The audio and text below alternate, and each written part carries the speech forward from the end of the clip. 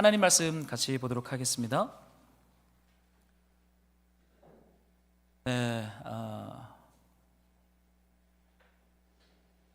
우리 에스라 8장 21절의 말씀을 저랑 같이 보도록 하겠습니다. 우리 구약성경 에스라예요. 우리 8장 21절의 말씀입니다.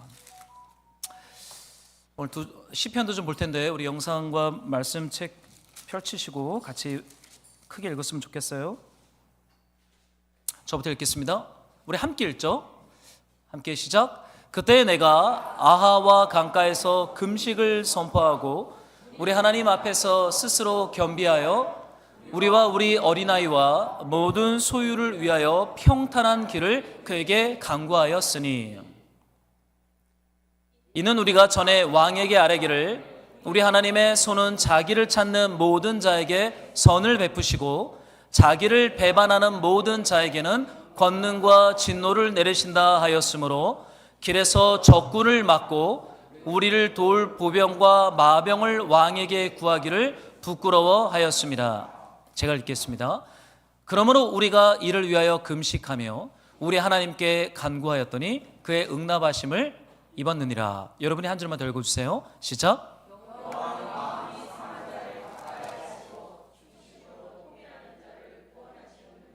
아멘. 네, 우리 한번 하나님 말씀을 우리 경청하기 전에 앞뒤 자분들과 평화와 축복의 인사 했으면 좋겠습니다. 예수님 우리의 주님이십니다 라고 좀 서로 좀 축복할까요? 혹시 임정성 선생님 뒤에 문을 한 번만 닫아주시겠어요? 예, 고맙습니다. 우리 이제 하나님 말씀 함께 나누도록 하죠. 우리가 이번 주 좀 묵상했던 통독 말씀 중에 우리 포로기 역사서, 에스라, 느헤미야, 에스더 우리가 통독을 마쳤어요. 그 중에 우리 에스라의 말씀을 좀 붙잡고 성전 건축에 대한 말씀을 좀 함께 나누고자 합니다. 여러분, 성전이란 단어를 들으면 어떤 생각이 드세요? 성전이죠. 예배하는 곳이 성전 아닙니까? 부교육제 때는 뭐 성전 뭐 이렇게 굉장히 커서 성전이라고 말하면은 뭐 사실 위험이 있었죠. 그러나 이제 개척을 하고서는 제가 성전이라는 단어를 잘 안 씁니다. 예배당, 예배처소, 예배센터 이런 표현을 쓰지 이제는 성전이라는 단어를 잘 안 써요. 왜냐하면 개척했기 때문에. 그런데 여러분, 성전은 하나님이 임재하시는 곳이죠. 그렇지 않습니까? 성전은 성막의 건축물이잖아요. 광야에 있던 텐트, 장막 시대를 끝내고 이제는 금과 돌과 백향목과 아주 좋은 건축 재료들을 가지고 지은 하나님의 집이 성전입니다. 성전 뜰이 있고 성소가 있고 성소를 지나 휘장을 지나면 지성소가 있죠. 지성소에는 성막에 두었던 언약궤가 있어요. 그 언약궤 위에 무엇이 있습니까? 금으로 도금을 입힌 천사들의 날개가 이렇게 언약궤를 감싸고 있습니다. 이것을 시은좌라고 말해요. 시은좌. 이 표현을 왜 시은좌라고 말하냐면 하나님이 우리에게 말씀을 하실 때 그 위에 지성소 시은좌 위에 의자를 삼아 보호자 삼아 거기에 임재하실 때 하나님의 말씀과 생명과 축복이 이스라엘 전체 회중 가운데 흘러가서 구원하신다. 이것을 우리는 기억해서 성전이라고 말합니다. 성전은 하나님의 충만한 임재죠. 하나님의 충만한 임재는 뭘 가리켜요? 우리를 살립니다. 우리를 회복하세요. 근데 우리를 살리고 회복하시는 모습이 다양할 수 있겠죠. 누군가에게는 아주 이렇게 기쁨과 즐거움으로 그 하나님의 임재가 표현되기도, 누군가에게는 애통으로 표현되기도 합니다. 내 죄의 직면에서 내가 이런 존재였네, 주님 앞에 애통이 터져버려요. 그러면서 죽었던 것들이 살아나는 일들이 종종 있습니다. 병들었던 것이 회복되어지고, 예수님이 성전이잖아요. 그래서 예수님이 오셨을 때 포로된 자, 가난한 자, 병든 자들에게 하나님의 희년을 선포하죠. 은혜의 해를 선포합니다. 그것이 뭐냐면 회복을 선포하는 거예요. 왜요? 걸어다니는 하나님의 성전이, 완성된 성전이 이 땅에 오셨어요. 그래서 그분이 가는 곳마다 병이 치유를 받고 귀신이 떠나가고 가난한 자가 자유케 되는 이 하나님의 은혜의 해가 선포되어집니다. 이것은 성전이 가지고 있는 영광이에요. 여러분, 그래서 우리가 예수님 믿는 거잖아요. 그렇지 않습니까? 성전의 그 아름다운 영광이 우리 안에 임하니까 우리 안에 믿음이 생겨서 예수님을 더 사랑하게 되고 그 성전을 소망하게 되고, 시편에 있는 아삽의 후손들처럼 내가 성전에 문지기로 있는 것이 그렇게 좋습니다라는 이 기쁨의 고백이 터져 나오는 이유는 성전의 신 예수 그리스도가 우리를 살리셨기 때문에 그래요. 제 시골 교회는 성전 건축을 그때 예배당 건축을 했어요. 제가 고1 때 예배당을 건축했습니다. 새로 오신 담임 목사님이 성전을 건축하자 그러면서 학계서 설교를 하셨고, 이제 모든 그 공동회 회원들이 결의를 하고 예배당 건축을 시작을 했습니다. 근데 그때가 1997년도였어요. 96년도에 결의를 하고 1997년도에 건축을 하는데, 아직도 기억납니다. 건축업자였던 예배당 건축업자가 도망치신 거예요. 도망치셨어요. 부도가 나시면서 우리가 지불했던 건축원금으로 건축을 못할 정도로 부도가 나시니까 도망치셨어요. 그래서 어떻게 해요? 교회가 난리가 났죠. 그래도 어떻게 해요? 시골 사람들이 저력이 있습니다. 저력이 있어요. 이게 교회 역사는 그냥 역사는 아니더라고요. 어르신들이 머리끈을 질끈 매더라고요. 그러더니 우리가 짓자 그러는 거예요. 저 그때 고등학교 1학년이었는데 방학 때마다 청소년부 청년들은 대학교 방학하고 예배당에 와서 질통지고 이 건축일에 이제 그 동참하는 거예요. 저도 뭐 한번 해보겠다고 이제 망치 가지고 이제 이렇게 망치질을 하다가 우리 뒤에 있는 선배 얼굴을 때리는 바람에 진짜 우리가 큰일 날 뻔했어요. 이게 성전 건축하다가 사람 잡을 뻔했습니다. 그래서 저희는 이 성전하면 제 안에 좋은 기억이 있어요. 아, 정말 우리가 부도 맞고 교회가 부도 날 뻔했는데 온 교회 성도들이 하나 되어서 국수 먹으면서 방학 내내 무슨 공부를 해요. 뭐 대학 입시가 뭘 중요해요. 예배당이 지금 부도 났는데 예배당 건축했던 그 기억이 저로 하여금 사실은 하나님의 영광을 소망하기도 하지만 교회를 사랑하는 게 뭔지 온몸으로 가르쳐줬던 것 같아요. 여러분, 그런데 우리가 역대기서를 다 읽었지만 역대기가 어떻게 끝납니까? 포로로 다 끌려가죠. 나라가 다 부도납니다. 북이스라엘은 이미 기원전 8세기 700 몇십 년대에 아수르에서 멸망을 했고, 남유다는 기원전 6세기 586년에 바벨론의 느부갓네살 왕이 쳐들어오면서 1차, 2차, 3차 포로로 끌려가면서 남유다도 멸망을 해요. 마지막에 무너진 게 무엇입니까? 성전이 무너져요. 성전이 무너지면서 하나님의 언약궤가 어떻게 됐는지 몰라요. 성전에 있던 다윗이 만들었던 그 금 방패, 방패, 이 수많은 금은 보화들이 바벨론의 느고 신전에 그것이 이렇게 뺏기게 되는 수치를 경험하죠. 그리고 유다의 왕족들과 레위 지파 제사장의 후손 젊은 청년들이 포로로 끌려갑니다. 그런 와중에 역대기서는 이렇게 선포하고 있어요. 한번 여러분들이 좀 읽어주시면 좋겠습니다. 시작. 하늘의 신 여호와께서 나에게 명령하여 너희 중에 그의 백성된 자는 다 올라갈지어다. 너희 하나님 여호와께서 함께 하시기를 원하노라 하였더라. 포로로 끌려갈 때 이미 부도난 나라, 부도난 인생, 망한 공동체예요. 끝났어요. 끝났습니다. 북이스라엘은 없어졌잖아요. 아수르가 혼혈 정책으로 북이스라엘 남자들은 다 잡아가고 아수르의 남자들을 북이스라엘에 싹 풀면서 혼혈 정책으로 북이스라엘 땅을 더럽힙니다. 그래서 유대인들은 북이스라엘의 사마리아 사람들을 향해서 사마리아 그랬던 이유가 이 혼혈 정책 가운데 있었던 거죠. 근데 다행히도 남유다는 바벨론이 그렇게 하지 않았어요. 땅은 그대로 두고 좋은 컨텐츠들만 바벨론으로 다 옮겼어요. 똑똑한 청년들, 왕족들, 제사장들, 레위 청년들만 다 옮겼어요. 유다 베들레헴은 뭐가 남았어요? 데려갈 필요가 없는 가난한 자들만 남았다는 말씀 나요.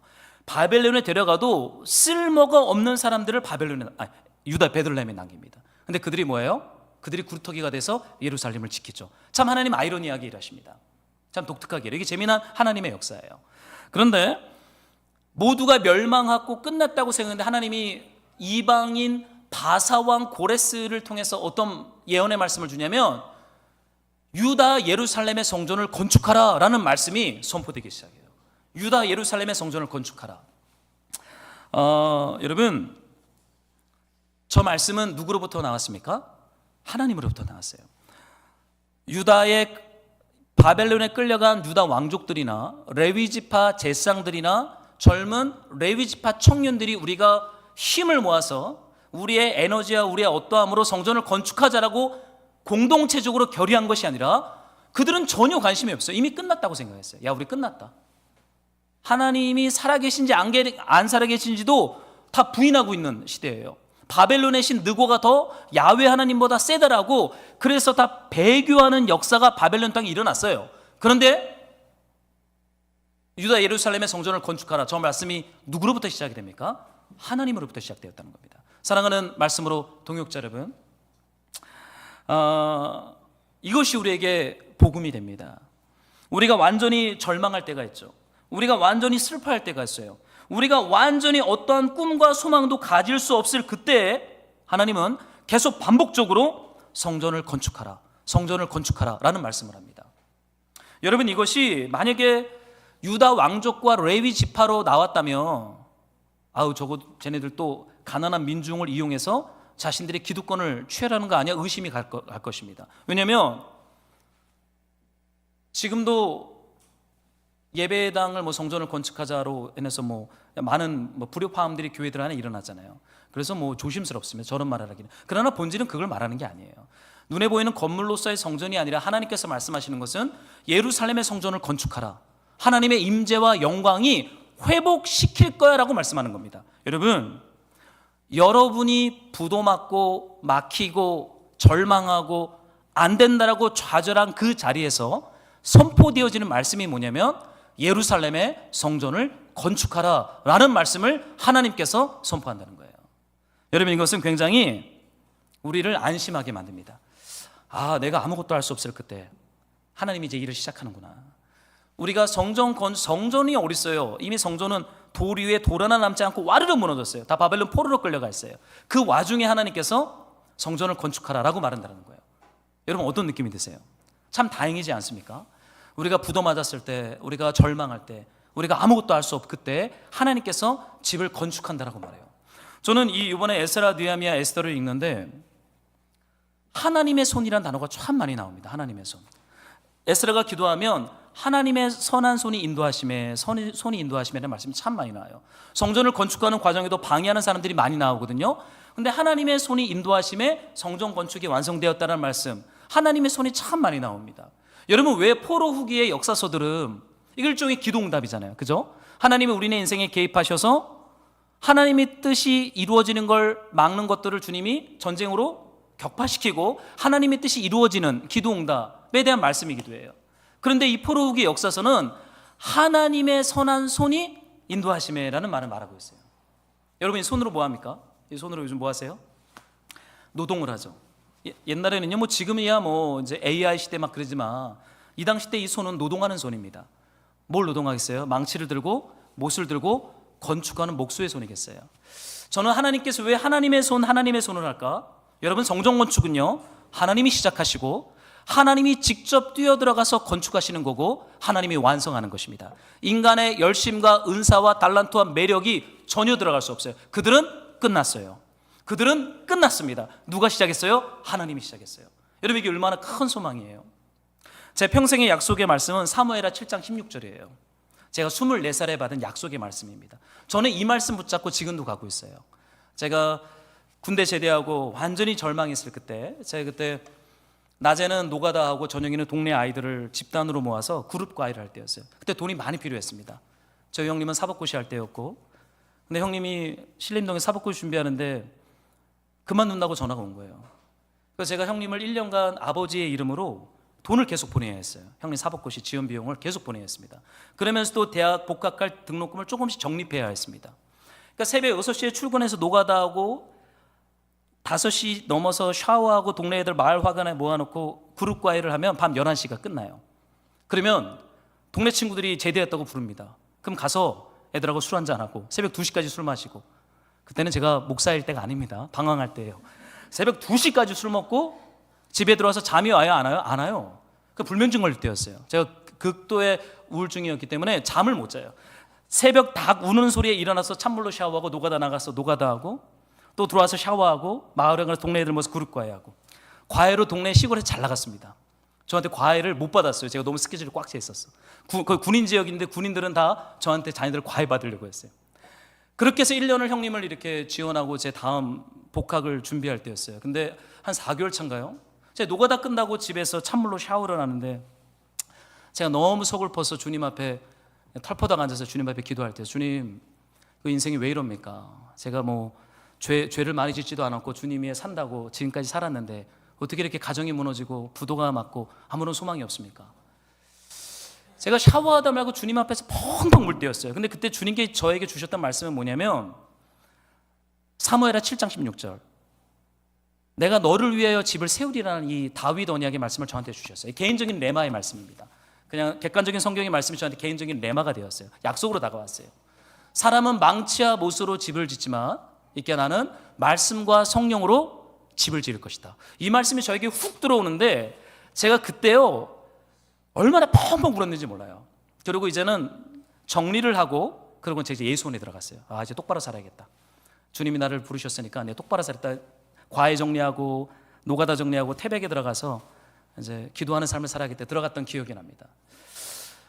여러분 우리가 절망할 때 그리고 모든 것이 막혔을 때 내가 한다고 했는데 안 될 때 여러분 그때는요 복음이 시작되는 때입니다. 여러분 우리가 해서 되면 안 돼요. 그럼 예수님 안 믿습니다. 어떻게 되냐면 내가 주인인 줄 알아요. 내가 주인 노릇해요.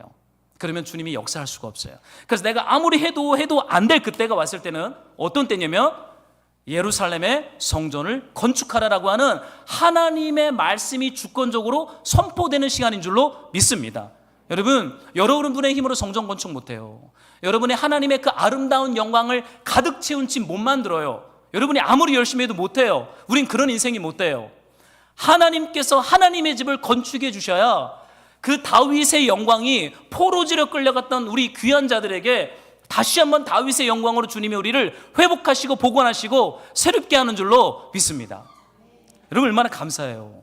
저는 이번에 에스라 느헤미야 이 역사기를 읽다가 이거 하나님 참 하나님이 하시는구나.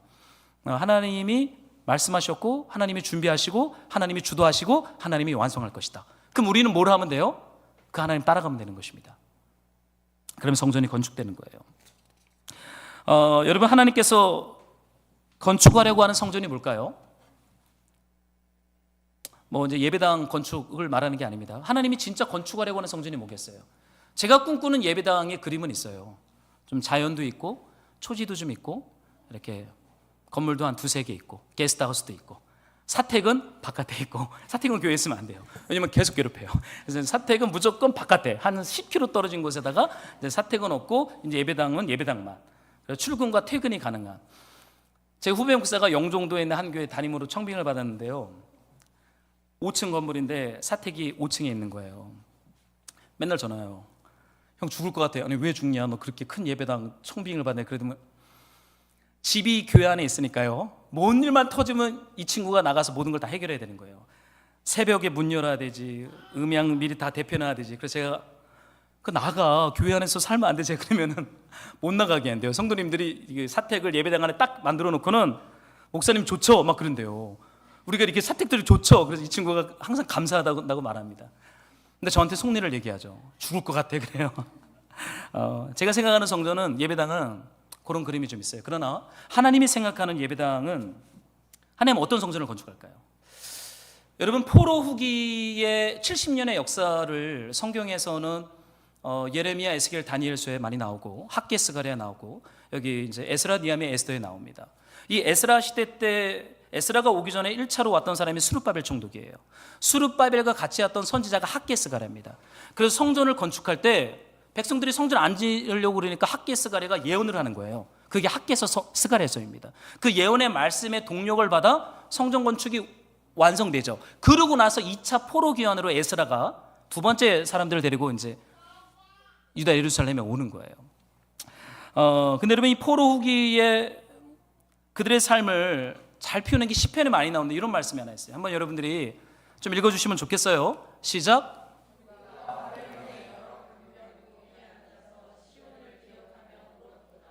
계속 옵니다.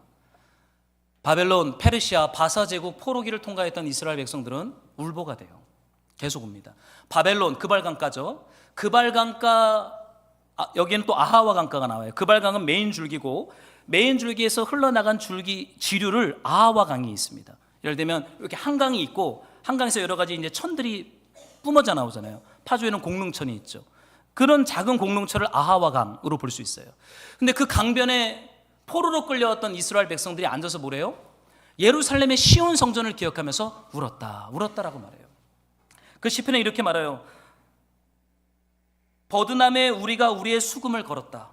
3절 이는 우리를 사로잡은 자가 거기서 우리에게 노래를 청하며 우리를 황폐하게 한 자가 기쁨을 청하고 자기들을 위하여 시온의 노래 중 하나를 노래해라 했다. 그러니까 바벨론의 군인들이 포로로 잡아온 예루살렘의 청년들한테 수금을 주더니 너네 성전에서 불렀던 예배곡 찬송가 불러봐 그러는 거예요. 우리 앞에서.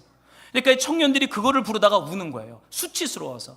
우리 하나님 어디 계십니까? 우리가 이렇게 주님의 노래를 성전이 아닌 그발강가 저 이방인들이 보는 앞에서 공연을 해야 하는 이 수치심, 이 자존심이 무너지는 아무것도 할 수 없는 이 절망감 앞에서 하나님 어디 계십니까? 그들이 했던 건 딱 하나입니다. 그들이 울었도다라고 말해요. 여러분, 성전 건축은요 비싼 돌로 짓는 거 아닙니다. 비싼 헌금으로 짓는 것도 아니에요. 백향목으로도 짓는 거 아니에요. 금으로도 짓는 거 아닙니다. 하나님께서 성전 건축을 위해서 오랜 시간 준비했던 것은 애통입니다.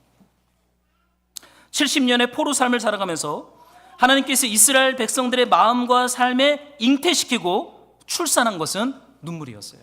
애통이었어요. 우는 것이었어요. 사랑하는 말씀으로 동역자 여러분, 기독교는요 애통의 종교입니다. 기독교가 말하는 복은 하나님이 우리에게 복을 주었다라고 시작될 때의 그 복은 애통입니다. 심령이 가난해지는 것입니다. 그래서 그냥 눈물이 나는 것입니다. 그래서 주님 앞에 울 수밖에 없는 절망을 인정하면서 그럼에도 내가 주님 앞에 나갑니다라고 애통하는 것, 여러분 이것이 성전을 건축하시면서 하나님이 디자인하신 건축 재료였어요. 여러분 그들이 왜 울었겠어요? 억울해서요? 너무 약해서요? 너무 가난해서 그런 것도 있었을 거예요. 그러나 그들이 본질적으로 애통하고 울었던 이유는 우리가 죄를 져서 이 몰락의 길을 걷고 있구나, 이걸 깨달은 거예요.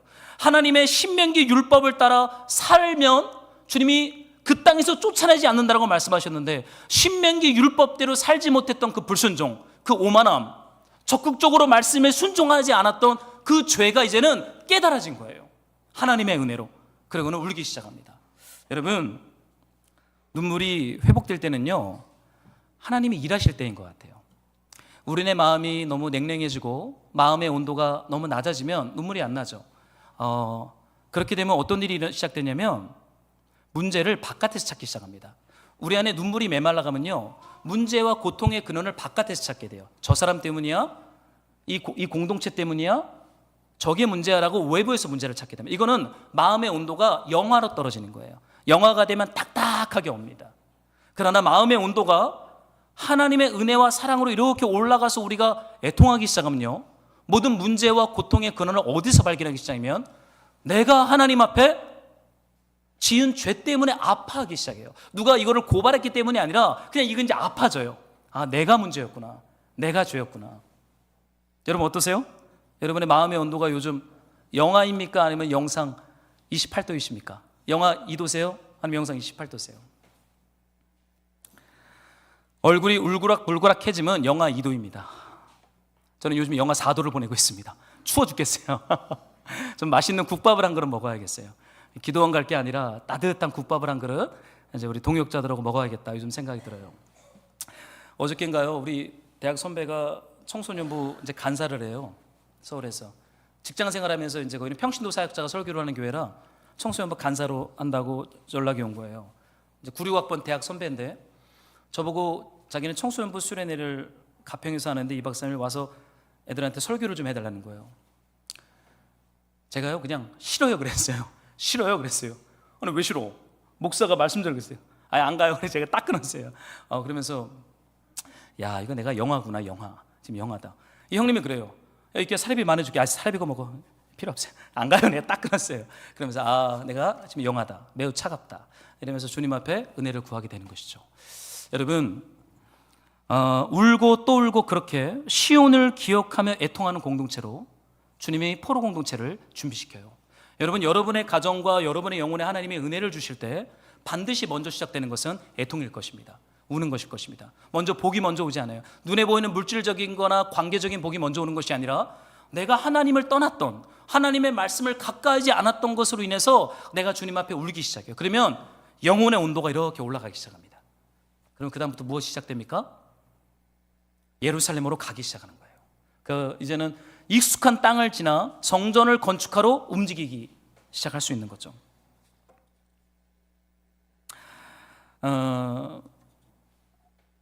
주님의 애통을 준비시켰어요. 저는 우리 교회 안에 저를 비롯해서 우리 모든 교우분들, 공동체 가족들 안에 이 애통과 우는 것이 메마르지 않기를 원합니다. 이거 메마르면요, 안 돼요. 거기가 지옥이에요. 여러분, 눈물이 없는 곳이 천국인 것 같죠? 천국은 눈물이 많은 곳입니다. 눈물이 강이 되어서 하나님 보좌 앞에 흘러가는 그 강은 아마 우리들의 사랑과 믿음과 감격의 눈물 아니겠습니까? 물론 하나님 아버지와 예수 그리스도의 중보기도의 애통의 눈물이 강으로 되어 흘러가겠죠. 보좌에서 흘러나왔던 그 생수의 강은 그냥 물줄기가 아니라 우리 하나님이 이 세상을 바라보시면서 아파하시는 아버지의 눈물이 강줄기가 되어 이 세상에 흘러가는 것이겠죠. 그래서 모든 병든 것과 죽은 것들이 그 강줄기가 흘러가는 것마다 살아나고 회복되어지는 역사가 있지 않겠습니까? 여러분, 사람은요, 아무리 가르치고 정죄해도 절대 안 변합니다. 사람이 언제 회복되는지 아십니까? 이 눈물에 직면할 때예요. 이 눈물에 직면할 때예요. 하나님 아버지의 눈물을 딱 보잖아요. 그럼 사람은 회복되게 돼 있어요. 냉랭한 하나님의 율법, 너 이렇게 하면 너 지옥 간다, 이 율법만 모르는 자는 절대 안 바뀌어요. 율법을 넘어서 그 율법을 우리가 어기지 못했기 때문에 당신이 칠이 포로가 되어서 십자가에서 사형 선고를 받은 그 아버지의 애통과 눈물을 보면 우리는요, 다시 울 수 있는 힘이 복원되어져요.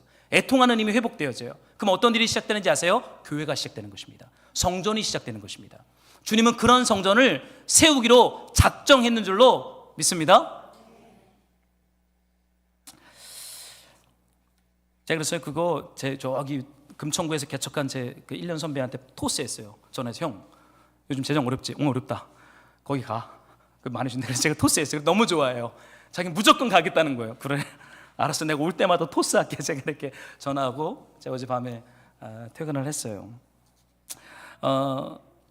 여러분, 눈물로 준비되어져요. 그러나 이제 1차 포로 귀환자들이 모이기 시작합니다. 스룹바벨이 총독이고 예슈아가 대제사장이고 학개스가랴가 동역자들로 약 한 5천 명 정도를 데리고 직선거리는 900km, 노인과 애들을 배려해서 돌아오면 1500km예요.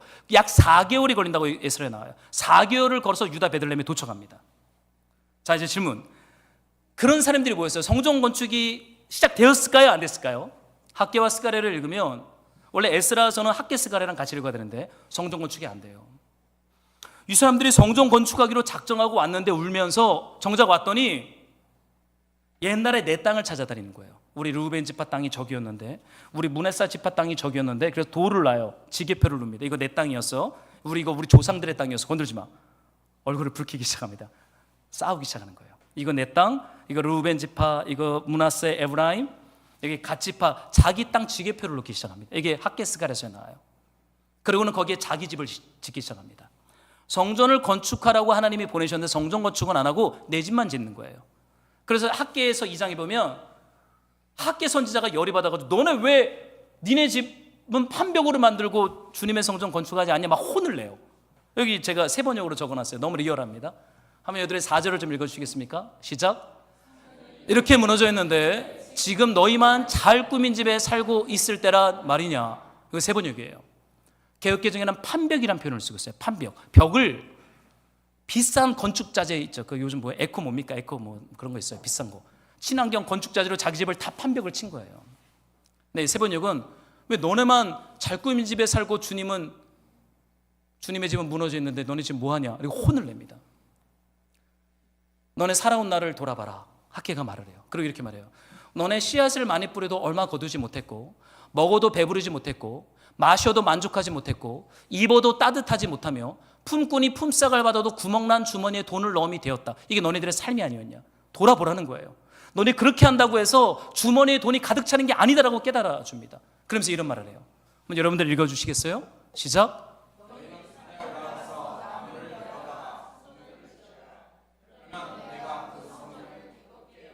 거기에서 내 영광을 드러내겠다. 나 주가 말한다. 너희는 산에 올라가서 그만 너희들 집 짓고 나무를 베어다가 성전 좀 지어라. 권면을 하는 거예요. 누가요? 학개 선지자가. 물론 스가랴도 돕습니다. 그러니까 그들이 다시 냉랭해졌던 마음의 온도가 다시 올라가기 시작해요. 뭐가 들어가니까요? 말씀이 들어가니까. 애통한 마음으로만 안 돼요. 감정으로만 안 돼요. 옛날에 받았던 은혜로만 안 돼요. 학개 선지자가 선포하는 말씀이 우리 냉랭한 마음에 들어오며 다시 성전을 건축할 하나님의 열망이 우리 안에 시작돼요. 그 성전이 무엇이에요? 하나님이 내 안에 충만하게 임재하셔서 하나님과의 충만한 사귐을 누리는 그 영혼의 성전 아니겠습니까? 그것을 건축하라는 거예요. 더 이상 주머니에 돈을 가득 채우고 예쁜 집 짓는 거에만 하지 말고 우리 주님께 집중해라. 말씀이 계속 들어가기 시작합니다. 사랑하는 말씀으로 동역자 여러분,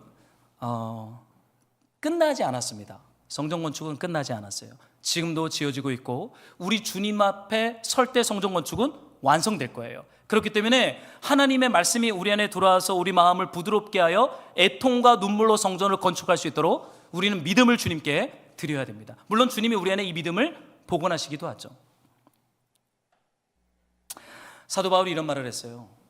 제가 좀 읽어드릴까요? 형제자매 여러분, 나는 아직 그것을 붙들었다고 생각하지 않습니다. 새번역입니다. 내가 하는 일은 오직 한 가지입니다. 뒤에 있는 것은 잊어버리고 앞에 있는 것을 향하여 몸을 내밀면서 그리스도 예수 안에서 하나님께서 위로부터 부르신 그 부름의 상을 받으려고 목표점을 바라보고 달려가고 있습니다. 여러분, 뒤에 있는 것을 잊어버렸대요. 누가요? 바울이요. 나는 아직 그것을 완성했다고 생각하지 않는데요. 누가요? 바울이요. 표대를 향하여, 아직 끝나지 않은 그 부르심의 상을 성취하기 위해서 표대를 향하여 나는 달려갈 것입니다 라고 말하는 거예요. 여러분, 달려가다가 멈추면 안 됩니다. 그거 안 돼요. 달리기를 시작했으면 목표지까지 가야 돼요. 그렇지 않겠습니까? 저도 주님이 저를 부르신 부르심이 있겠어요. 이 부르심의 여정, 예수님 믿고 예수님 사랑하는 이 구원의 여정 속에서 뒤에 있는 거를 종종 생각하고 싶을 때가 있는데 이거 생각하지 않고 주님의 그 구원의 완성을 향하여, 그 주님을 더 깊이 사랑하는 그 표대를 향하여 다름박질하는, 이 뛰어가는 이것을 멈추면 안 되겠습니다. 여러분, 이것을 지금 에스라가 권면하고 있고 학개와 스가랴 선지자가 1차 포로 귀환자들에게 말하고 있어요.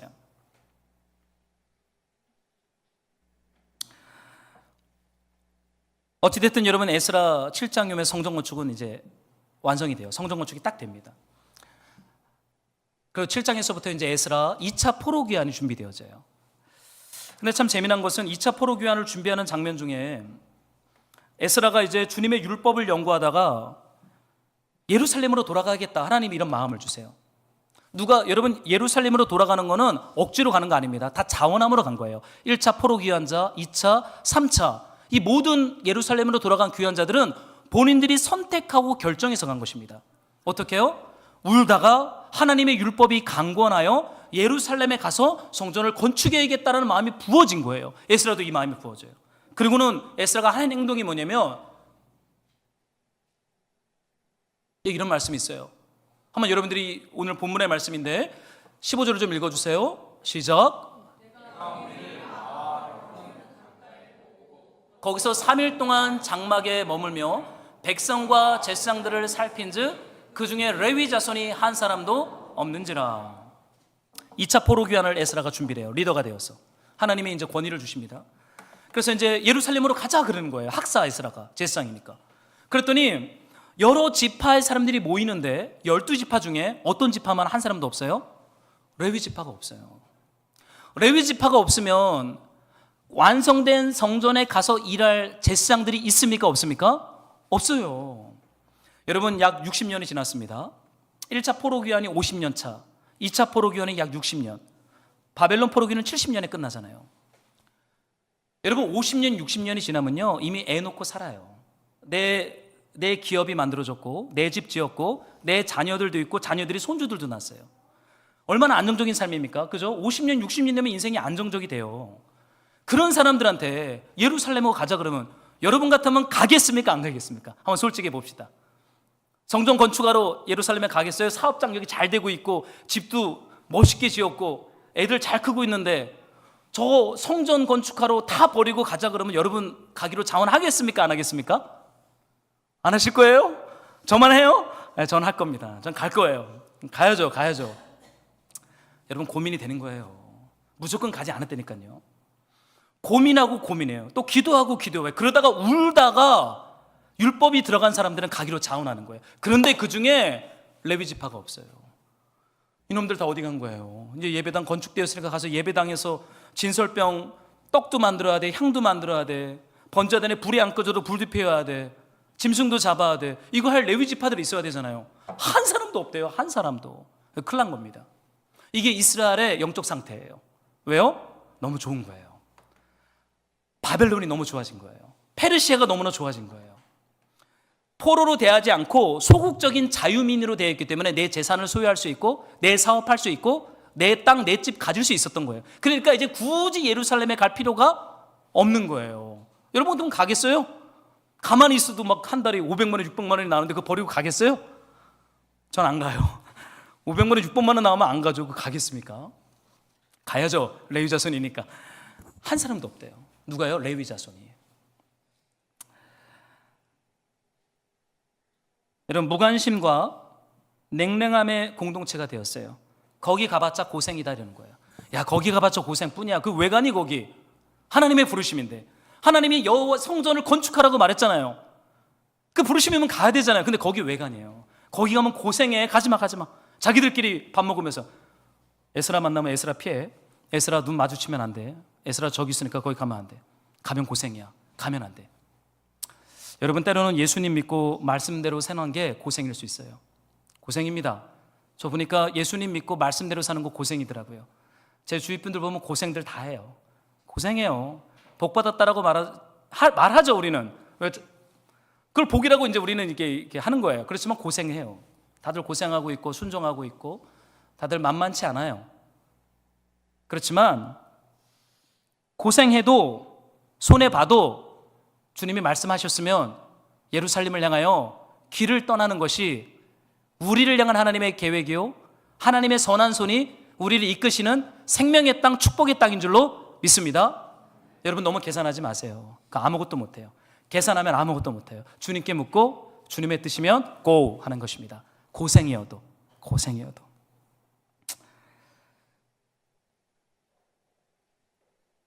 그러니까 에스라가요 사람들 데리고 돌아다니면서 지명합니다. 이 뒤에가 제가 적어놓지는 않았지만 레위 지파가 아무도 안 간다 그러니까 자원하는 사람이 없어요. 그러니까 에스라가 어떻게 하냐면 지명해요.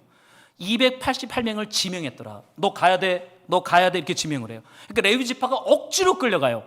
근데 그 억지로 끌려간 자들이 스룹바벨 성전의 문지기가 되고 진설병을 만들고 예배자가 되고 노래하는 자들이 되고 기도하는 자들이 되고 성벽을 파수하는 자들이 되고요. 여러분 때로는 억지로 가는 것도 필요해요. 주님이 우리를 지명하여 가라 그러고 우리를 억지로 끌고 갈 때가 있어요. 여러분 그것도 복 아니겠습니까? 제가 여러분들한테 가끔 억지로 지명해서 뭐 하자고 할 때 여러분 하세요. 물론 무조건 예스입니다. 노 없어요. 노 예스입니다. 왜냐하면 우리가 가야 할 길이기 때문에.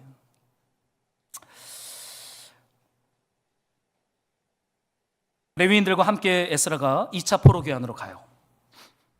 그리고 거기에서 이제 율법을 가르치고 예배를 드리는 일들이 이제 풍성하게 일어납니다. 근데 어떤 일이 일어나냐면 레위인들 중에 이방 여인들과 통혼을 하는 레위인들이 일어납니다. 이방 여인들과. 율법은 이방인들과 결혼하는 걸 금지하고 있습니다. 왜냐하면 하나님의 율법을 못 지킬까 봐. 그건 단순히 결혼 문제를 말하는 것이 아니라 하나님의 말씀을 적극적으로 지키지 못하게 하는 것에 대한 가이드를 치는 거예요. 경계선을 딱 세우는 것입니다.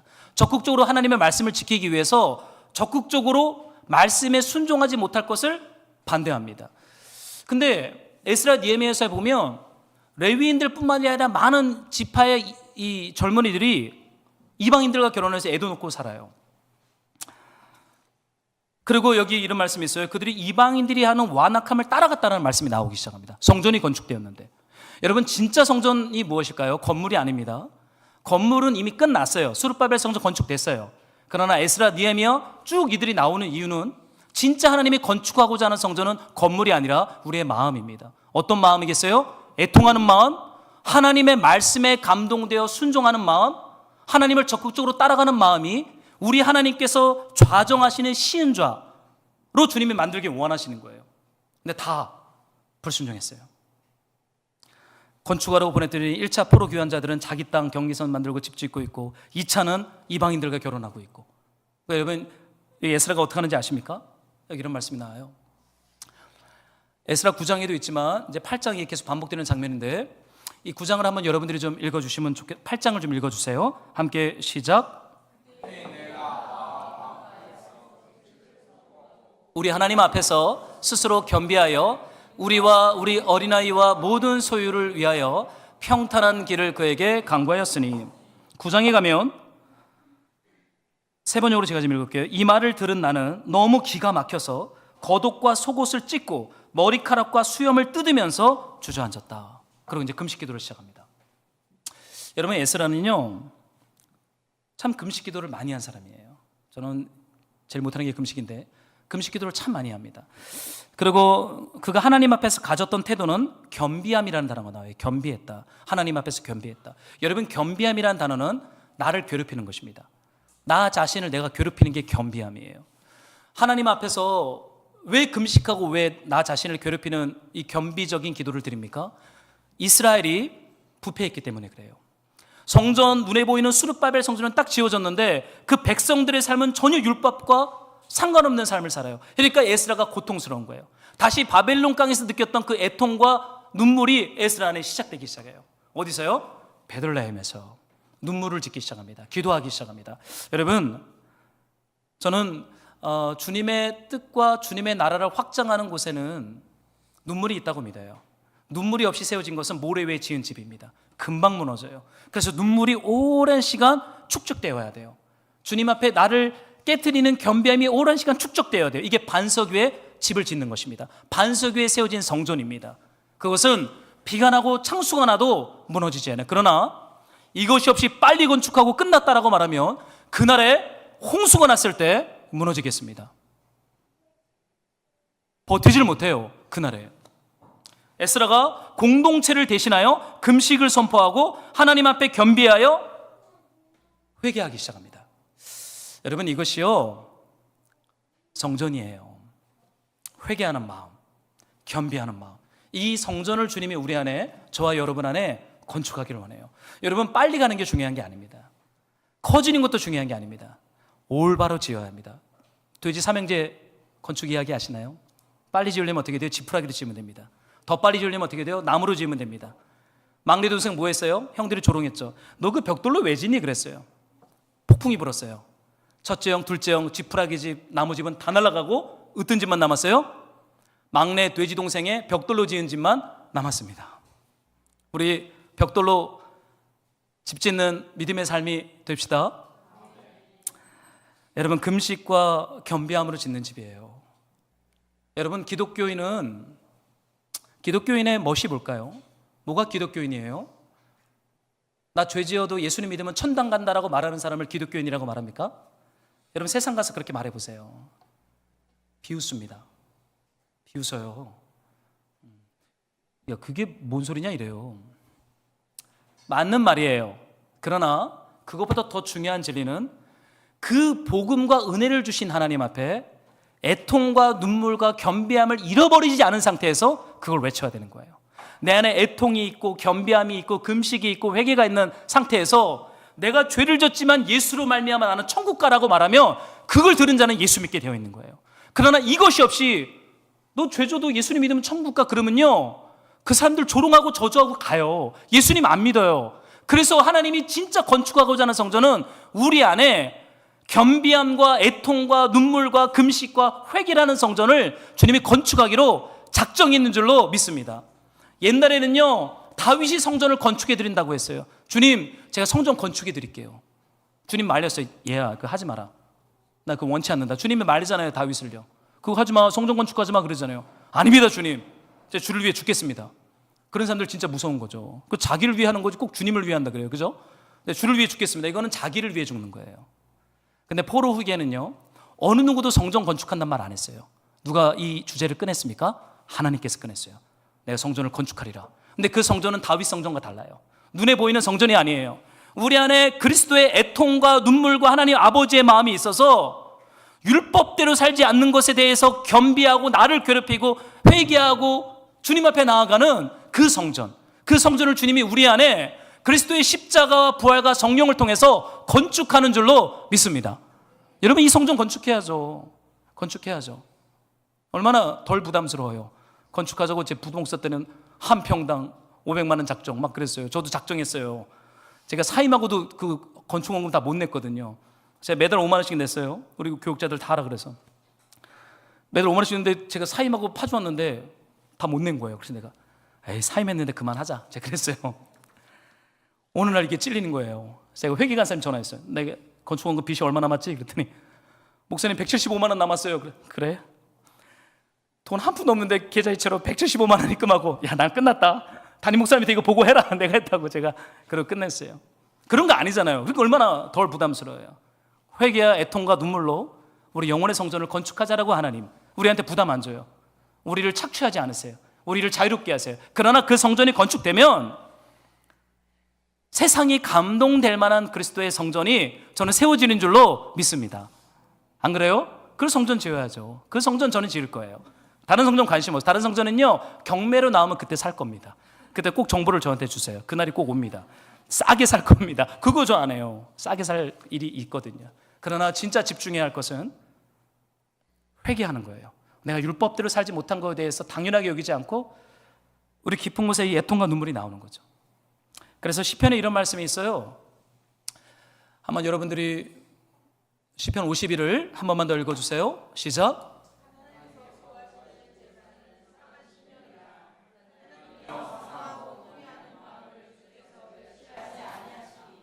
그 성전에서 드리는 예배는 상한 심령입니다.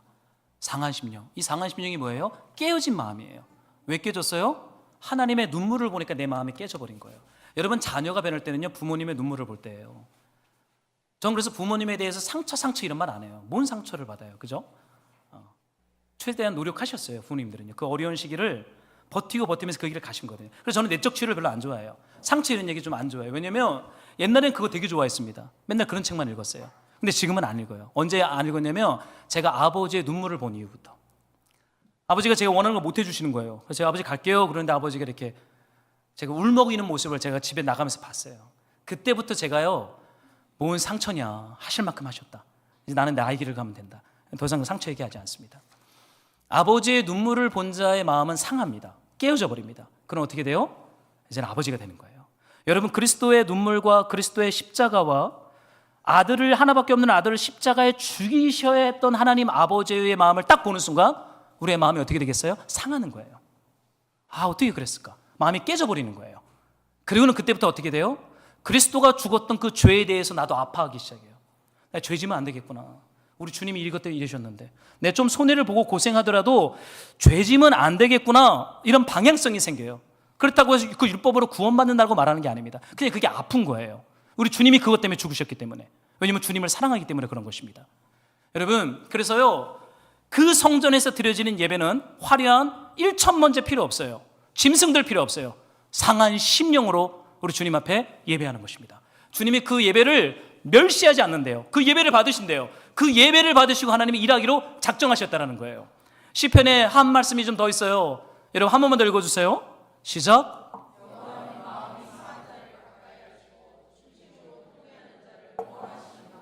여러분 진짜 은혜 받으려면요 마음이 상하셔야 됩니다. 깨어져야 합니다. 우리 안에 통회하는 마음이 있으면 은혜가 폭포수처럼 들어올 거예요. 여러분 요즘에 은혜가 안 느껴지는 분 있습니까? 설교 별로다 그런 얘기 하지 마시고 여러분들이 주님 앞에 통회하는 마음을 회복하셔야 되는 거예요. 설교는 제 영역이니까 제가 열심히 노력을 할게요. 뭐 잘할 수도 있고 못할 수도 있어요. 홈런을 칠 때도 있고 볼을 칠 때도 있어요. 볼을 칠 때는요 제가 밥 안 먹고 집에 갈 겁니다. 그때는 최 목사가 설교 망쳤구나. 저 잡지 마세요. 도망칠 수 있는 자유도 있어야 됩니다. 그게 문제가 아니라 우리 안에 통회하는 마음이 영화로 떨어졌기 때문에 은혜가 안 느껴지는 거예요. 하나님 일하지 않는다고 느껴지는 거예요. 하나님 나를 사랑하지 않는구나. 내게 복을 주지 않는구나. 그렇게 느끼는 거예요. 그렇지 않아요. 하나님 하나밖에 없는 아들을 죽이셨는데 뭔 복을 안 줘요? 뭔 축복을 안 줘요? 이미 받을 복을 다 받았는데 뭔 더 복을 받아요? 하나님이 일용할 양식을 주시고 우리의 관계의 문들을 열어가시고 내 죄로 말미암아 내가 저주를 당하지 않고 복을 받게 일하시는 하나님이신데 무슨 복을 안 줘요? 그런 서운한 말 하시면 안 돼요. 중요한 건 내 마음이 너무나 냉랭해져서 통회하는 마음과 상한 심령이 상실되었기 때문에 성전이 무너져 버린 거예요. 그 성전을 성령께서 건축하세요. 무엇으로요? 말씀으로. 그리스도의 십자가와 부활이라는 복음을 통해서 주님이 오늘도 건축하고 있고 우리 주님 앞에 갈 때 그 성전은 건축은 완성될 것입니다. 이 성전 건축이 될 때 시끄러울 거예요. 망치 소리도 들리고 먼지도 불고 청해도 노가다 할 때는요 공사판 못 들어갑니다. 잘못 밟아도 못에 찔려요. 먼지들이 얼마나 많은지 몰라요. 공사 중에 있기 때문에 그래요. 그러니까 우리 다 공사 중인 사람들입니다. 저한테 너무 많은 걸 기대하지 마세요. 공사 중인 목사입니다. 저도 여러분들한테 이제 기대 안 하기로 결정했어요. 주님만 보기로 작정했어요. 이제 안 봐요. 이제 주님만 봅니다. 그러면 안 되고요. 사람 봐야죠. 사랑해야죠. 그러나 공사 중이라는 거예요. 그러니까 여러분, 마음을 통해하는 거를 잃어버리지 맙시다. 에스라처럼 은혜가 없으면 금식하셔야 돼요. 금식하셔야 되고 다시 기도할 때가 온 거예요. 나 옛날에 기도 많이 했는데 소용없다니까요. 그거 여러분 소용없어요. 옛날에 기도 많이 한 거 어디 가서 자랑하지 마세요. 성경에 없는 얘기예요. 지금 기도하느냐가 더 중요해요. 지금, now.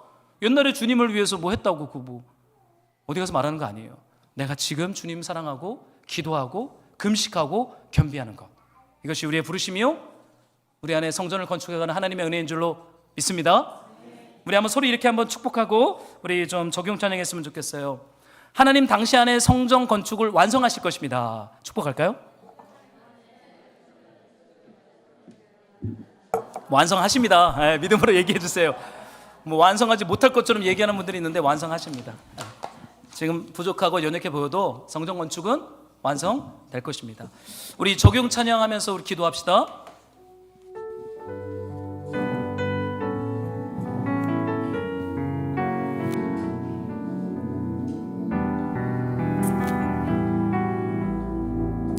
오직 주의 사랑에 매여, 오직 주의 사랑에 매여 내 영 기뻐 노래합니다.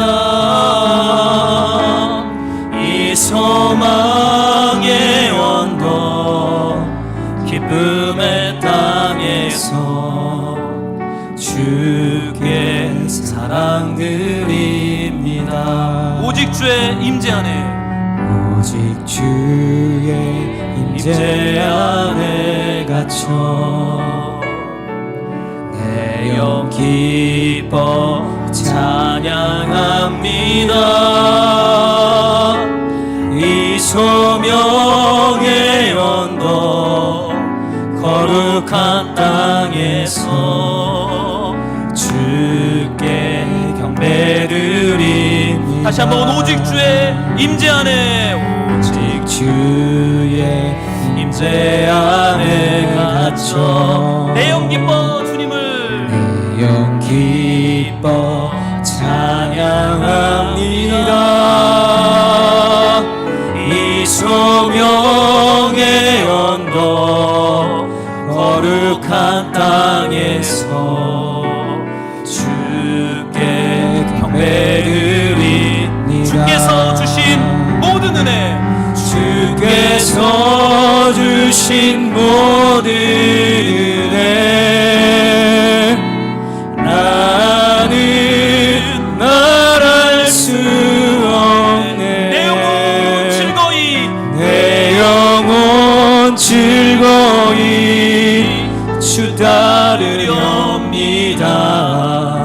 주께 내 삶 드리리. 주님이 주신 모든 은혜, 주께서 주신 모든 은혜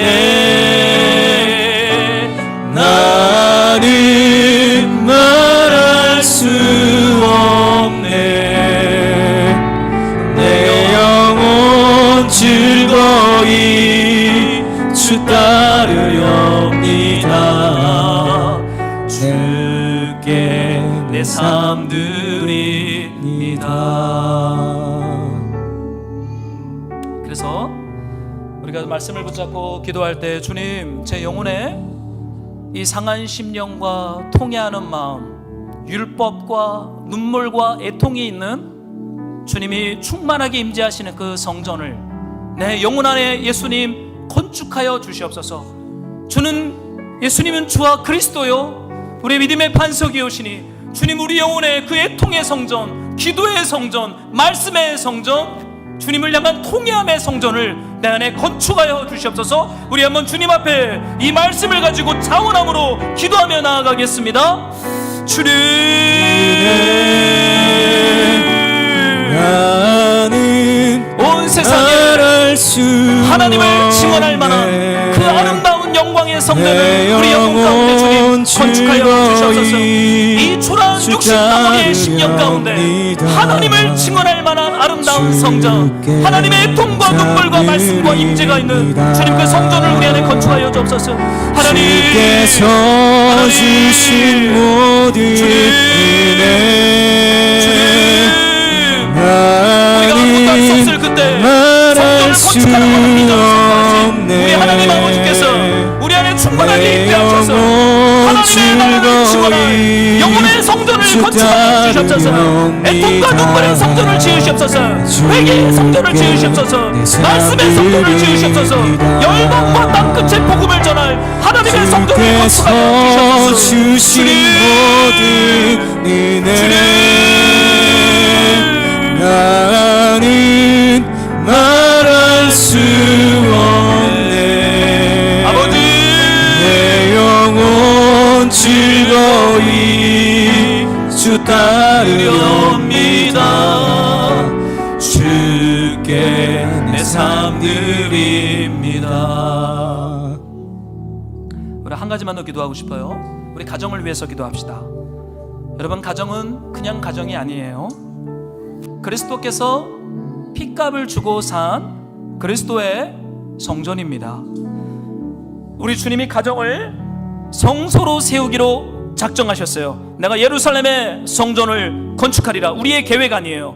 우리의 소망 아니에요. 하나님의 비전입니다. 우리 눈으로 볼 때는 성전 같지 않고 돌덩어리 같고 흙덩어리 같지만 주님이 그 가정 가운데 성전을 건축한다고 말하고 있어요. 모든 가족들 가운데 하나님이 임재하시는 영광스러운 다윗의 성전. 그래서 우리가 이 말씀을 붙잡고 기도할 때, 하나님, 우리 가정 안에 그리스도의 성소 시은자 하나님 예수님의 성전이 건축되게 하여 주시옵소서. 우리 한번 같이 믿음으로 기도합시다. 주님, 아버지 하나님, 우리를 축복하여 주시옵소서. 우리에게 복의 복을 더하여 주시옵소서.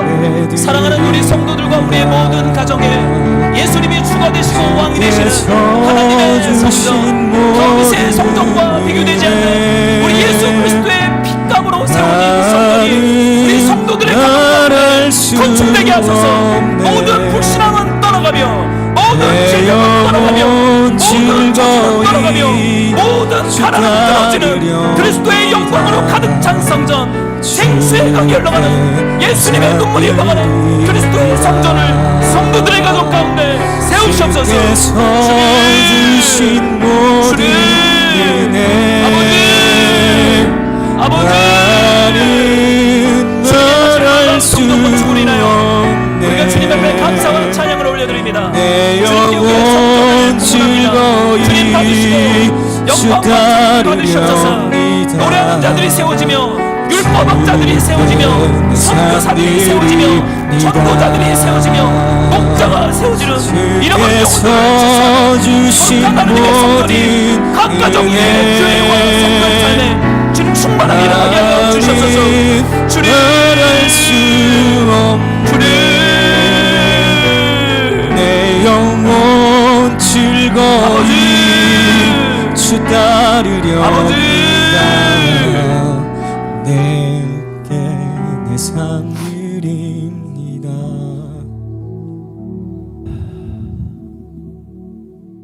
아버지 하나님, 우리의 아이디어도 아니고 우리의 열정도 아닌데 주님께서 포로와 같은 우리를 위하여 성전을 건축한다고 약속하여 주시니 감사와 찬양을 올려드립니다. 그 말씀을 우리가 믿음으로 취하며 주님께서 하나님의 선한 손으로 우리 영혼과 인생과 가정과 일터 위에 하나님의 성전을 건축해 가실 것을 우리 눈으로 목도하게 하시며, 그 여정 가운데 우리의 마음이 냉랭해지거나 불순종하거나 완고해지지 아니하고 에스라처럼 금식하며 겸비하며 우리의 마음 안에 눈물이 끊어지지 않도록 성령 하나님 우리에게 은혜를 베풀어 주시옵소서. 우리에게 복을 주시는 주님을 찬양합니다. 예수 그리스도의 이름으로 기도했습니다.